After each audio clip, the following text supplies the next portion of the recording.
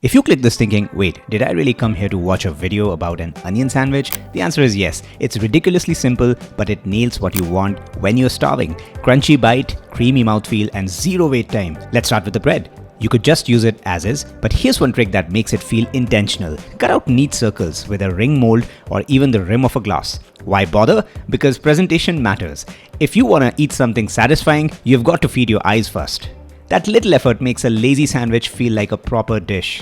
Next, spread some butter on just one side of each bread slice, and that's going to be the side that will touch the mayo and onions, and toast it on a hot pan. I'm using a cast iron pan and I will let this go until it turns golden. Avoid using a toaster, oven or an air fryer to keep the other side of the bread slices soft. You guys, this is the key to making a sandwich that is in the top 1%. Crunchier on the inside and softer on the outside. It's a small tweak, but it amplifies how good the mouthfeel and the texture becomes. Now slice the onions thin along the latitude, not paper thin, you still want that crunch. It's surprising how underrated onions could be as a vegetable. Stinky breath aside, they bring sharpness, sweetness and crunch, and hey, they're good for you too. They're packed with folates, vitamin C, B6, potassium and manganese. Now before we apply that mayonnaise, listen to how crunchy the toast is. It's worth mentioning that I'm using Kewpie mayonnaise. It's probably the best mayo in the world and you should be able to find it on Amazon. The main reason why it's better than most other mayo is that it's made of pure egg yolks and has vinegar in it.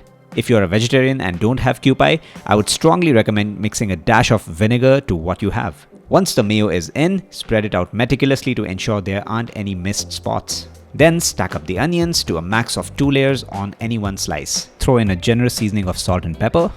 Stack the other slice on top and give it a good press with your knife so that the mayo drenches the onions and fills in the empty air pockets.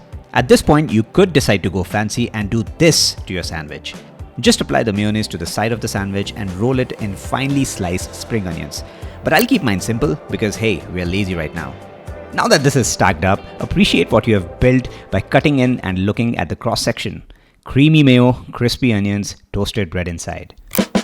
This is exactly why it works. Mayo softens the bite of the onion, the toast adds crunch, and the outer bread stays soft so it's easy to eat.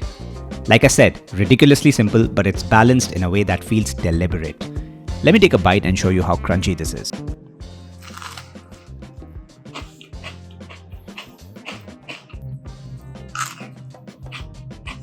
When you're hungry, this is as fast as it gets.